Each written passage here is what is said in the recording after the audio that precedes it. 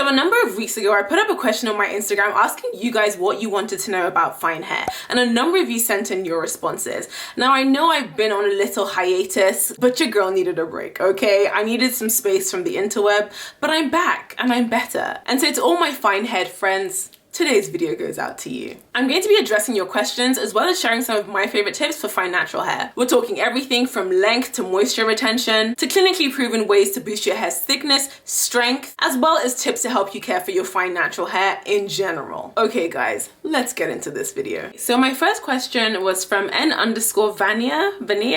Anyway, the question was, can you make your hair appear thicker since you can't alter density? Well, in short, yes. Practically speaking, one of the ways that you can make your hair appear thicker is by wearing your hair in shorter, not short, but shorter or layered styles. And that's because continuous length will make the fineness of your hair appear more exaggerated. Almost like two people who share the same weight can look either leaner or bigger depending on how tall they are. Now, there are also ingredients that scientific studies have been looking into in order to find new ways to increase the diameter of hair and make it thicker or coarser in general. A 2011 study published in the British Journal for Dermatology found that a unique combination of caffeine, niacinamide, panthenol, dimethicone, and acrylate polymer, otherwise known as CNPDA, significantly increased the diameter of individual hairs by 2 to 3 microns or micrometers. Now let me put this into context. Fine hair is typically anything that is lower or smaller in diameter than 50 microns. And coarse hair on the flip side is anything that is wider than 80 microns. Obviously, anything in the middle is considered medium-sized hair. So the fact that this combination of ingredients was seen to increase hair by up to 5 microns is a notable amount when you consider that, say for example, if your hair was firmly within the fine category at 57 microns, an increase of 5 microns would place you at 62, which would essentially bump up your hair by a whole category of thickness, making your entire head of hair look about 10% thicker as a whole. But guess what? The fun didn't stop there. In addition to thickening the hair, this study also found that this particular combination of ingredients also gave the hair characteristics that were typical of thicker hair, like an increased ability to withstand force without breaking, for example. Need I say more? Now, other ingredients worth looking into include polyquaternium 37, hydroxyethyl cellulose, pea sprouts extract, as well as maltodextrin. Although you might want to proceed a little bit carefully with that last one just because it is derived from a plant starch, and so it might be problematic, especially if used improperly or excessively. Now, I'm still yet to find any products with this exact complete combination of ingredients in them, mainly because I don't think any have been formulated yet, but there are still a few products that contain some of these ingredients in them and have good clinical results to back them up, albeit run by themselves. But hey, that's 21st century capitalism for you. In any event, I've popped links in the description box for any of those products in case you'd be interested in trying any of them out. And when you do check the products in the description box, let me know if you've tried any of these products and how they've worked for you. Now, if all of this seems just a little bit extra, then the simplest and final tip that I have for you in terms of increasing the thickness of your fine hair is to keep your hair moisturized. Which brings me on to the next question. Okay, so when it comes to hydration, basic physics tells us that hair tends to swell as it absorbs water, and then it tends to contract as it dries out. So naturally, hair that retains moisture well will look more plump and juicy than hair that's chronically parched. Now, this doesn't necessarily mean that you have to moisturize your hair every single day. Why? Because film-forming humectants. That's why. Now, if you still haven't seen my video on how to keep natural hair moisturized, help me help you, and go ahead and right-click that video that has just popped up on the screen and save it to your watch later playlist. But just for the purposes of this video, film-forming humectants are essentially nature's best and most superior moisturizers, in that not only do they attract water to your hair like normal humectants do, but they also hold water within themselves and create a film of moisture around your hair strand. Over time, these films can then release the moisture that is within themselves into your hair if your hair begins to get dry throughout the week. And because they can hold on to moisture for so long, this obviously helps your hair to retain moisture for an extended period of time, keeping your hair looking plump and juicy in between your wash days. Now, many film-forming humectants tend to come in the form of a gel, and these may be too heavy for fine textured hair. So some ingredients that fall within this category but are a little bit more lightweight include marshmallow root, slippery elm, aloe vera juice or gel, panthenol,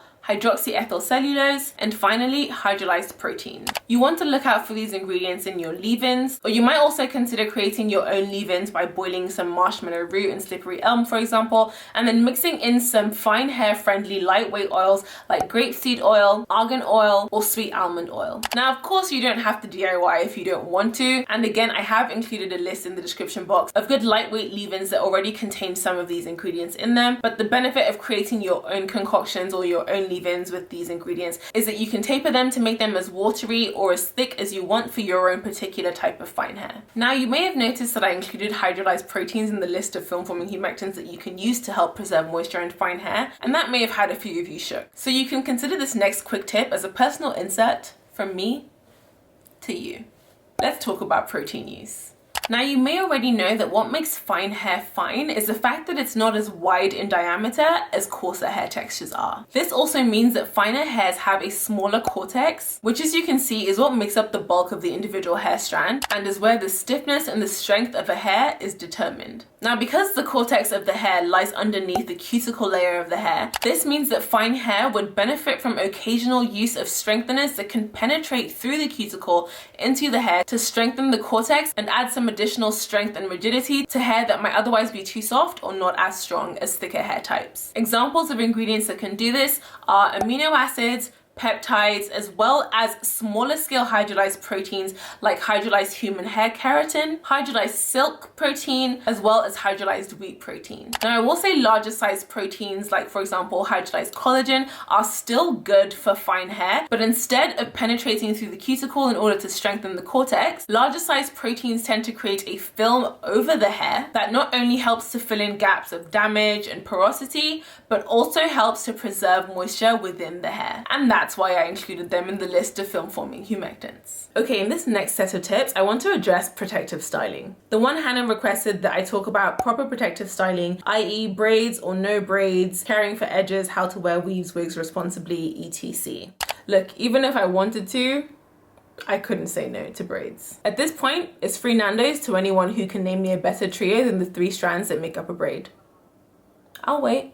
This being said, there are proper precautions that you can take that will protect your hair from damage when you are installing styles like braids or weaves, especially if you have fine hair. Personally, I would recommend that if you have fine hair that you want to try and stick to crochet or knotless braids as often as you can instead of the stereotypical normal box braids. Now, the reason why I say that these 2 methods might be preferable for people who have finer textured hair is because these 2 methods allow for the weight to be evenly distributed across a lot of hair, as opposed to placing tension on one particular part of your hair. In addition to this, if you do decide that you want to do normal braids, or even if you do decide that you are going to do knotless braids, you want to make sure that the amount of extension or braiding hair that you are using is relatively close to the amount of your own actual hair that you are going to be braiding. Again, this just relieves the amount of stress and tension that you would be putting on that particular section of hair that you are braiding. Don't be out here putting 4 strands of hair in a jumbo braid. Really don't be out here with micro braids or twists either. That's unnecessary breakage at best and traction alopecia at worst. We won't stand for it. Now, speaking of breakage, in these final set of tips,